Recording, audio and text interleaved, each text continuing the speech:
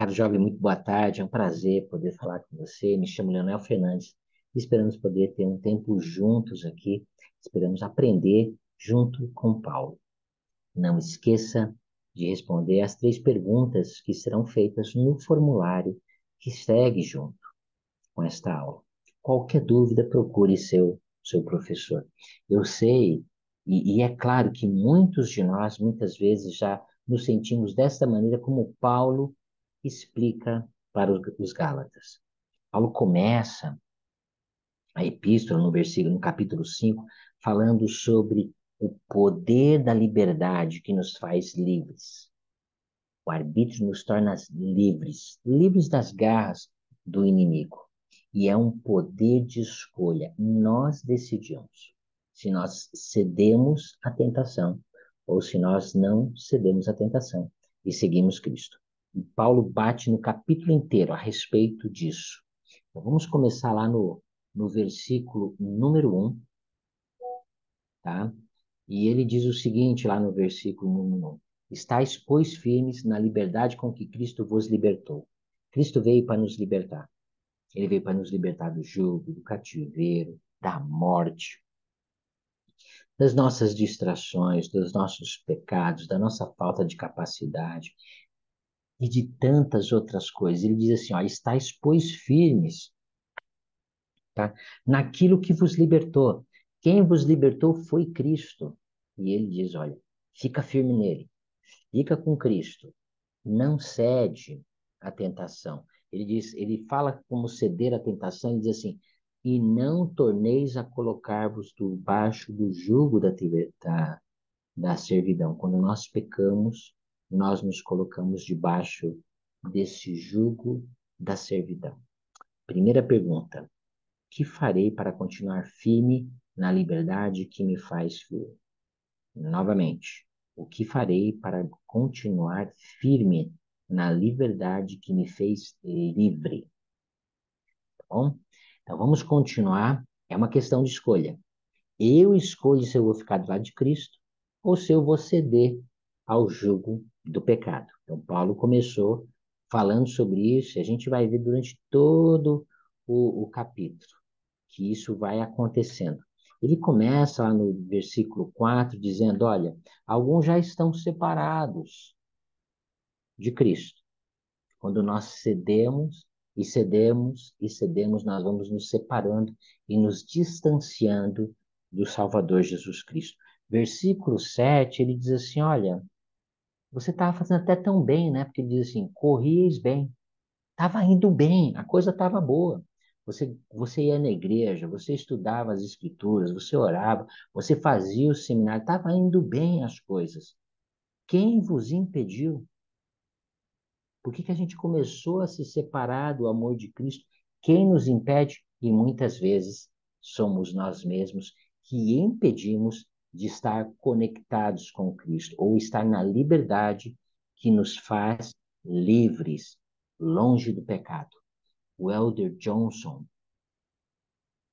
na conferência de outubro de 2019, ele fala sobre os três Ds, tá? E ele fala que existem três coisas que podem nos desviar do amor de Cristo, ou três coisas que podem, se nós não dermos atenção a ela, nos conectar com Cristo. Primeiro é o desvio, depois distração, depois desânimo. O desvio é de saber quem nós somos. Nós somos filhos de Deus. Esse pensamento tem que estar sempre em nossa mente. Quando nós nos desviamos de que nós somos filhos de um Deus, de que nós temos um potencial eterno, de que nós podemos ser semelhante a Ele, nós começamos a nos separar do amor de Cristo. Então, não podemos ceder a essa tentação. Segunda coisa são as distrações. Existem muitas distrações neste mundo hoje, tá? Elas são o Facebook, o Instagram, jogos, música e tantas outras coisas que podem nos distrair. Quando nós nos distraímos, o inimigo ele ganha espaço na batalha. E a terceira coisa que o Elder Johnson ensina nesse discurso maravilhoso é sobre o desânimo. Quando cedemos a esse impulso de nos sentir desanimados, não procuramos progresso. Então, essas três coisas vão nos atrapalhar com relação a isso. Nós estávamos ainda tão bem, mas aí não sabemos mais quem nós somos. Aí nos desanimamos, nos distraímos com as coisas deste mundo e por isso nós nos separamos do amor do Salvador Jesus Cristo. Mas o próprio Paulo ele ensina como nós podemos vencer isso. Então, existem essas distrações, existe esse desânimo, mas existe uma outra coisa. No versículo 9, ele dá o antídoto para como nós podemos nunca nos separar do amor de Cristo. Ele diz assim: um pouco de fermento leveda toda a massa. E esta é a fórmula. Interessante essa fórmula, né? Cristo também, o fermento também é um símbolo do Salvador Jesus Cristo. Quando deixamos que Cristo, o fermento, ele levede a massa de pão, ele vai inchando, não é isso? Colocamos fermento no pão e o pão incha, cresce. E é assim com as coisas do Salvador Jesus Cristo. Quando colocamos Cristo dentro de nós e deixamos com que ele cresça, nós nos tornamos semelhantes a ele. A nossa massa será como a massa dele, né? É muito interessante que o Elder Schutz, na Conferência Geral de abril deste ano, ele fala o seguinte, ele cita o presidente Nelson, o que ele falou no CTM para os missionários, e ele diz assim: mais do que qualquer outra coisa, queremos que nossos missionários tenham a doutrina de Cristo gravada em seu coração, enraizada na medula de seus ossos. A medula é uma coisa muito interessante de se estudar, né? Interessante porque é o lugar mais difícil de se chegar e o lugar mais protegido é dentro da medula. Então ele diz assim, a doutrina de Cristo tem que estar dentro de nós, muito dentro de nós. Então Cristo tem que estar dentro de nós. E depois ele diz como nós podemos fazer isso. Irmãos e irmãs, se quisermos aceitar o convite do presidente Nelson de ter a doutrina de Cristo enraizada na medula de nossos ossos, devemos aprofundar nossa conversão no Senhor por meio do estudo, de aprender, depois, orar para saber como implementar aquilo que está aprendendo. Depois, uma vida fiel. Pratica aquilo que você está aprendendo. E quando você começar a praticar, você vai ver que você vai errar.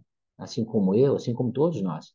O arrependimento contínuo. E é por isso que eu preciso do arrependimento. Então, a fórmula está aqui. Como eu posso enraizar a doutrina de Cristo? Estudo das Escrituras, oração para implementar, depois prática, viver uma vida fiel e o arrependimento, porque nessa prática eu e você vamos acabar errando, né? Segunda pergunta: o que eu posso fazer para ter mais Cristo dentro de mim?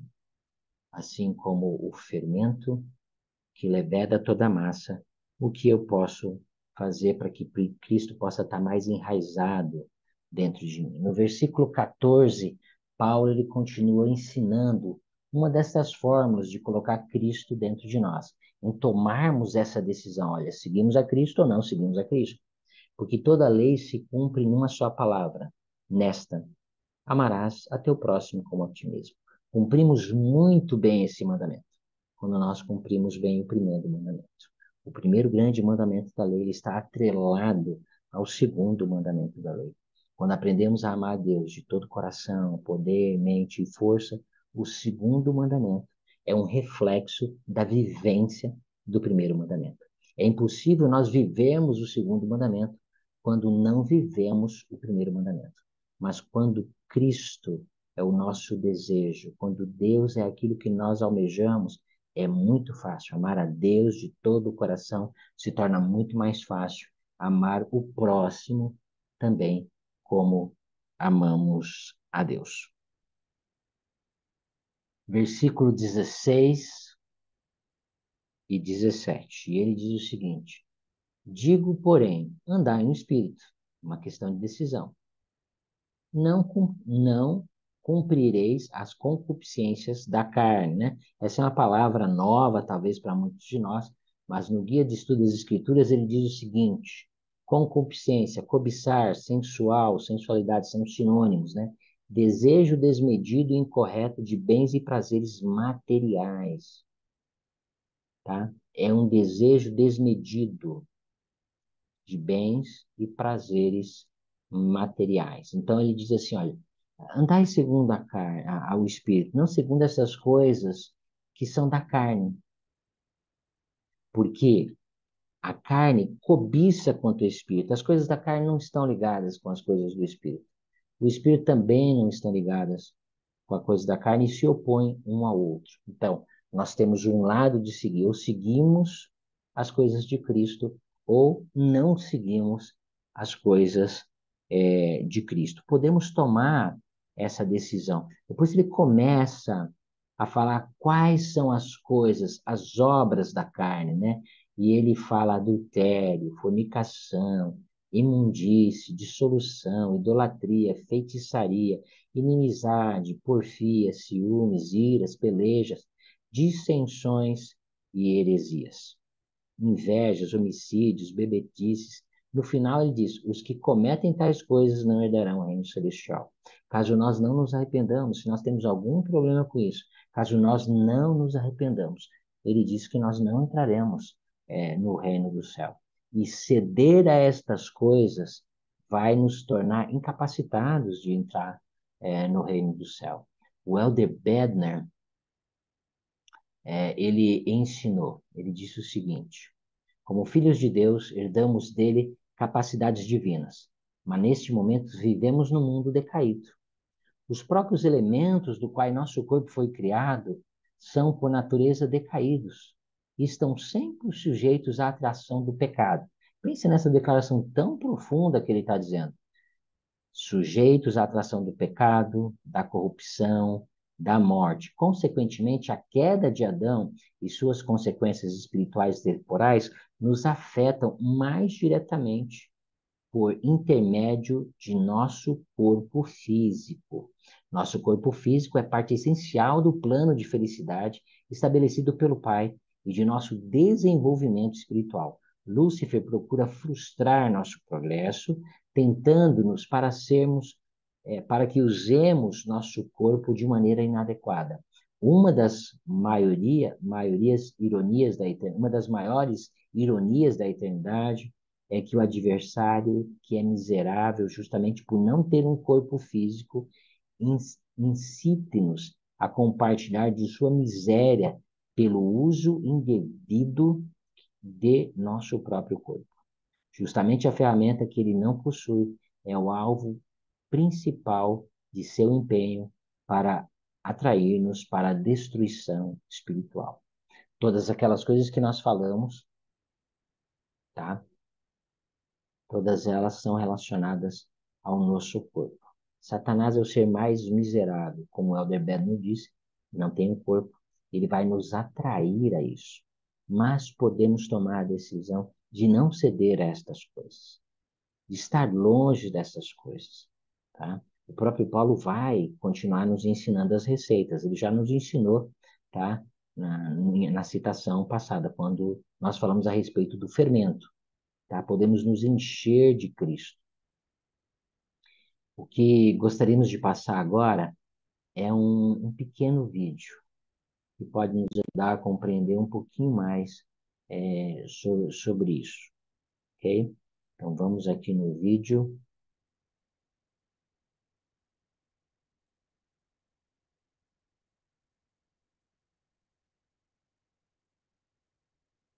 Oi, sou a Cidreis, sou uma filha de Deus e estou me recuperando de uma dependência sexual. Entre minha infância e adolescência, isso se tornou mais que curiosidade. Eu assistia a filmes impróprios até para minha idade atual, e aquelas cenas despertavam em mim sensações que me agradavam. Passei a buscar tais filmes. Não posso dizer que minha infância foi difícil ou ruim, na verdade foi muito boa. Mas éramos pobres e eu não era popular na escola e coisas assim. Eu tinha minhas dificuldades e achei que tinha encontrado algo que me compensava.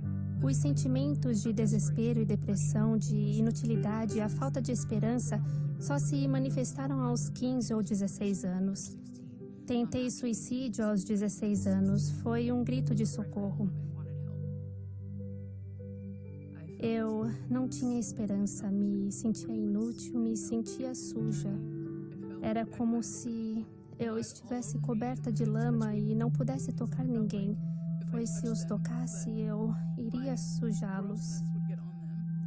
Me dei duas opções: procurar meu bispo ou me prostituir nas ruas, pois isso era o que eu achava que restava para mim. Na época, pensei que a prostituição seria mais fácil e que falar com meu bispo seria o mais difícil. Felizmente, o Pai Celestial e o meu Salvador me deram forças para procurar meu bispo. E esse foi um momento decisivo para mim. Enviei-lhe um e-mail dizendo: preciso te contar umas coisas, mas isso é muito difícil e não sei como fazê-lo. E ele simplesmente respondeu: eu amo você e estarei aqui sempre que precisar. Nunca esquecerei aquele dia, ficará em minha memória para sempre. Foi quando senti esperança pela primeira vez. Eu não sabia o que era expiação antes da recuperação. E eu sabia que ela não se aplicava a mim porque eu estava fora de seu alcance.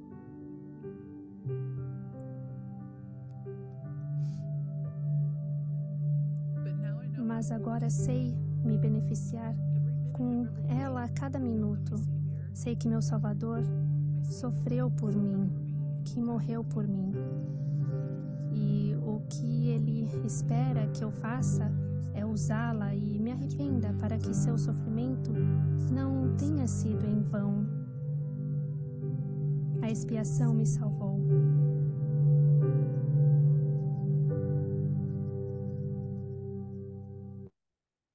Que filme maravilhoso, explicando daquela irmã que cedeu aos influxos da carne, que tomou a decisão, mas depois também tomou a decisão de não ceder mais a eles, de usar a expiação, de usar Cristo. É isso que Paulo, ele continua ensinando para cada um de nós nos versículos seguintes. E ele diz no versículo 22, mas o fruto do Espírito é a caridade, é alegria, é paz, é longanimidade, é benignidade, é bondade, fé, mansidão e temperança. Esses são os frutos que o Espírito trazem para a sua vida. Você se enche de caridade, você se enche de alegria, você se enche de paz e de todos os demais atributos do Salvador Jesus Cristo. No versículo 24, ele diz assim: porém, os que são de Cristo crucificam a carne com as suas paixões e as suas concupiscências. E ele dá uma decisão que foi aquilo que aquela moça fez. Ela era uma moça de Cristo. Ela tomou a decisão de, independente da vergonha, independente dos desafios que isso ia trazer para a vida dela, sepultar os erros de uma vez por todas. Se encheu de Cristo e seguiu em frente em sua vida. O que posso fazer para seguir o conselho de Paulo ao deixar de lado todas as concupiscências, todos os desafios? Que posso fazer para seguir o conselho de Paulo, ao deixar de lado todas estas coisas? Espero que essa aula possa ter ajudado cada um de nós a tomar a decisão, usar o nosso arbítrio, como diz assim: estáis, pois, firmes na liberdade com que Cristo nos libertou. Cristo já nos libertou, Cristo é o nosso Salvador, Ele é o nosso Redentor. Ele é o príncipe da paz, ele é o infante de Belém, ele é o Deus de Israel. Seu sacrifício abrange todas as nossas debilidades, toda a nossa falta de capacidade, todos os nossos pecados. Além de ele poder nos livrar, Paulo nos ensina que é uma questão de decisão. Decidais hoje a quem servais. Como Josué de outrora nos ensinou. Utilizemos nosso arbítrio para escolher aquilo que é certo. Que Deus possa continuar nos abençoando. Um forte abraço até para vocês e sucesso em tudo aquilo que vocês fazem.